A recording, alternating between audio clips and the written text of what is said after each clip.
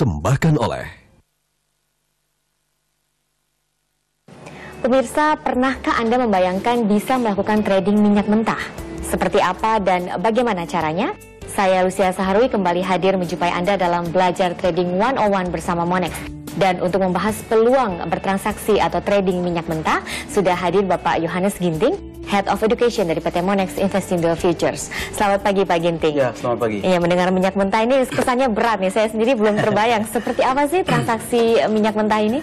Ya, tentu transaksi minyak mentah kita tidak mentransaksikan secara fisik ya, tapi kita transaksikan secara kontrak. Dan itu mengacu kepada WTI atau West Texas Intermediate yang ditransaksikan di New York Mercantile Exchange atau NYMEX. Nah, jadi kita mengacu kepada harga itu. Dan sekali lagi bukan fisik, tapi transaksinya berdasarkan satu kontrak yang telah disepakati bersama. Nah, siapa saja yang bisa melakukan transaksi ini dan kapan bisa melakukan transaksi? Siapa saja boleh melakukan ini ya. Artinya kalau mereka sudah tahu bagaimana mekanisme transaksi di bursa berjangka, maka mereka sudah bisa bertransaksi. Nah, kemudian kapan saja kita bisa bertransaksi, karena harga dari minyak mentah itu sendiri sebenarnya bergerak selama 24 jam. Meskipun memang akan lebih besar pergerakannya di market Amerika karena di sana ditransaksikan. Tapi sebenarnya dari pagi pun bisa, sore pun bisa, dan bahkan malam lebih baik karena pergerakan atau volatilitas harganya akan lebih besar. Oke, di mana kita bisa melakukan trading minyak mentah ini? Kita bisa trading di pialang bursa berjangka, dalam hal ini adalah Monex Investindo Futures. Nah, Monex telah menyediakan satu sarana bagaimana cara bertransaksinya, kemudian berapa margin yang harus disetor, atau dana yang harus disetor sebagai satu deposit, termasuk juga kontrak yang sudah dibuat. Jadi berdasarkan itu nanti masyarakat atau yang sudah menjadi klien bisa bertransaksi minyak mentah. Nah, menyambung tadi, berapa dana yang harus disiapkan Pak Ginting? Ya, soal dana memang ini bisa berbeda-beda gitu ya. Tapi untuk yang regular atau untuk yang akun biasa atau rekening biasa, nah biasanya di atas 50 juta. Tapi bisa juga kita transaksikan dalam bentuk parsial atau dalam bentuk modal yang lebih kecil di bawah 50 juta. Parsial itu artinya kita bisa bertransaksi tidak harus satu lot tapi lebih kecil daripada itu. Tadi kenapa bisa modalnya lebih kecil dari 50 juta. Seberapa besar keuntungan yang bisa didapat dari trading minyak mentah? Ya, tentu sangat besar ya, karena tadi seperti saya katakan transaksi di bursa berjangka itu berdasarkan satu margin. Jadi kita tidak harus keluarkan modal yang sesuai dengan nilai sebenarnya, tapi cukup dengan modal yang lebih kecil. Nah, dengan modal yang lebih kecil ini kita bisa bertransaksi nilai yang lebih besar. Nah, itu yang kita sebut dengan leverage atau kita sebut dengan satu daya ungkit. Jadi daya ungkitnya cukup besar. Jadi perbedaan 2 atau 3 dolar saja ini bisa menghasilkan satu potensi keuntungan yang lebih besar. Tetapi sekali lagi, keuntungan selalu berbanding lurus dengan kerugian yang terjadi. Oke, apakah ini sama dengan transaksi lain di mana kita pada saat buy maupun pada saat sell juga bisa mendapatkan keuntungan? Ya, itu yang menarik ya. Itu yang selalu saya katakan bahwa dalam transaksi di bursa berjangka itu satu hal yang sangat menarik, kita punya dua kesempatan yang sama.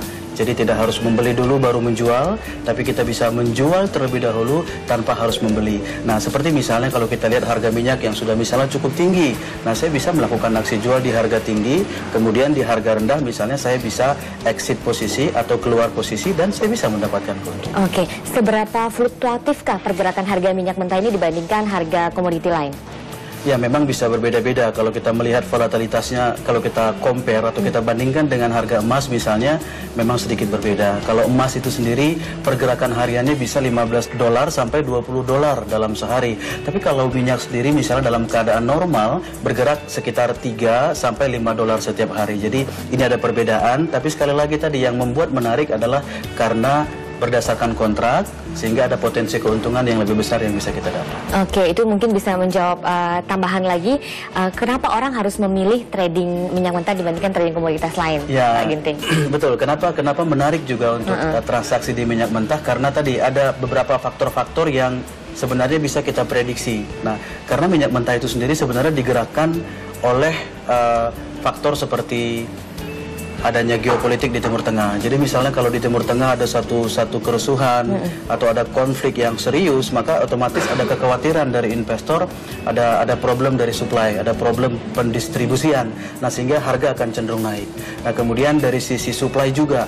Nah, bagaimana supply dari minyak mentah ini, apakah stoknya itu meningkat atau turun? Kalau stoknya terlalu banyak, maka biasanya harga akan turun. Seperti sekarang misalnya, kita lihat bagaimana supply-nya melimpah tapi demand-nya berkurang, sehingga harga minyak itu itu mengalami satu penurunan yang signifikan. Dari faktor-faktor ini saja kita sudah bisa menilai atau mengukur kira-kira bagaimana pergerakan harga minyak ke depan. Baik, menarik sekali Pak Ginting penjelasannya, semoga bermanfaat bagi pemirsa. Saya Lucia Saharwi, belajar Trading 101, menyambut dunia penuh tantangan. Sampai jumpa.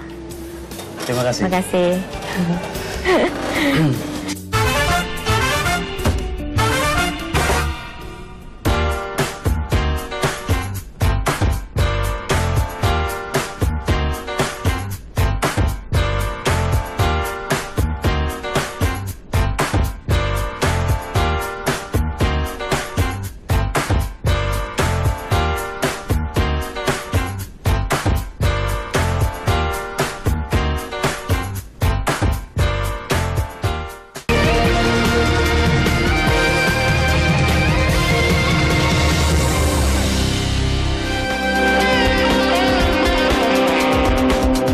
Ya, pemirsa, banyak di antara Anda yang mungkin belum mengetahui apa yang disebut transaksi futures. Apa bedanya dengan transaksi saham?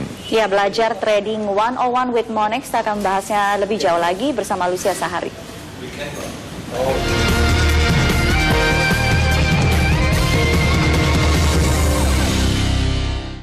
Dipersembahkan oleh Pemirsa, mungkin di antara Anda banyak yang mendapat tawaran untuk investasi, khususnya transaksi futures produk derivatif seperti emas dan forex yang diperdagangkan di pasar berjangka. Nah, apa itu transaksi futures dan apa perbedaannya dengan transaksi saham? Belajar Trading 101 bersama Monex kembali hadir untuk Anda.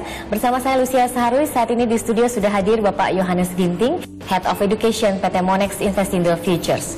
Selamat pagi Pak Ginting. Ya, selamat pagi. Ya, mungkin ini banyak yang belum mengerti tentang apa itu transaksi futures, bisa dijelaskan? Ya, jadi transaksi futures itu adalah transaksi produk-produk derivatif diantaranya, di mana harganya mengacu kepada harga induknya atau aset realnya.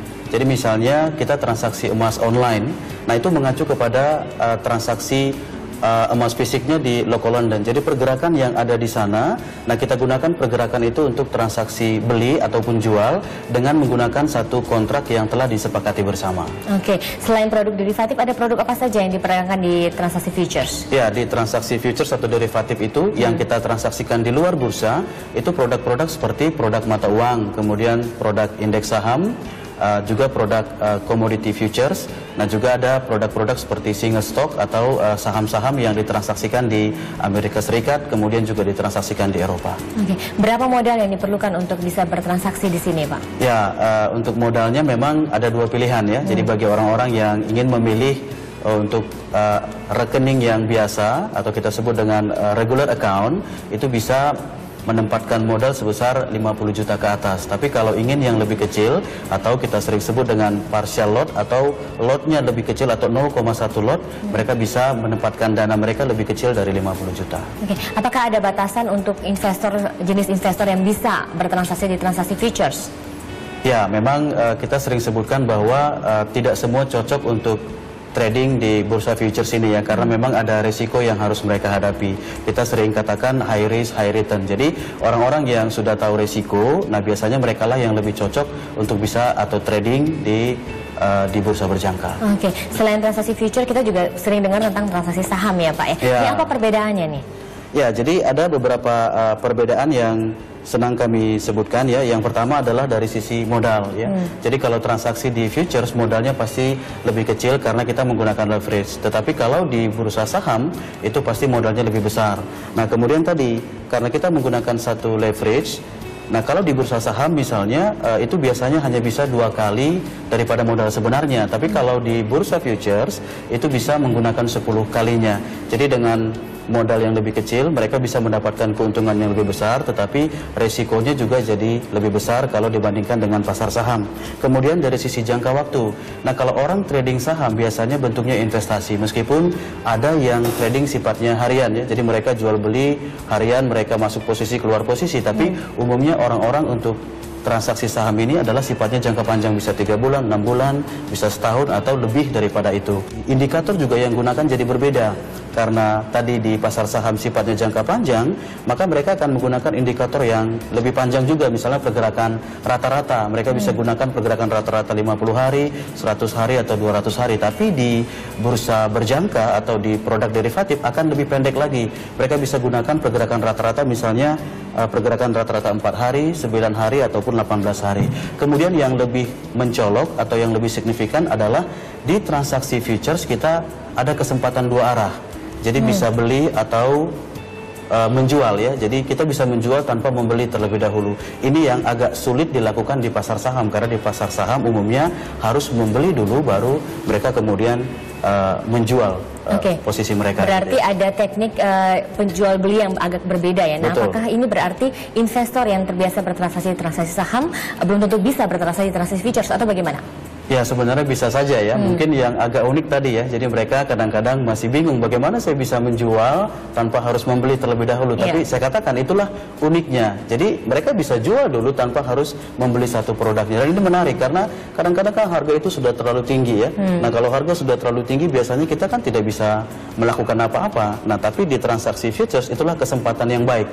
Jadi kalau harga sudah terlalu tinggi, kita bisa menjual tanpa harus melakukan pembelian terlebih dahulu. Baik, terima kasih Pak Ginting untuk penjelasannya, ini semoga bermanfaat bagi pemirsa di rumah. Baik. Pemirsa, saya Lucia Saharwi, belajar trading 101, menyambut dunia penuh tantangan. Sampai jumpa. Terima kasih. Terima kasih. Ya.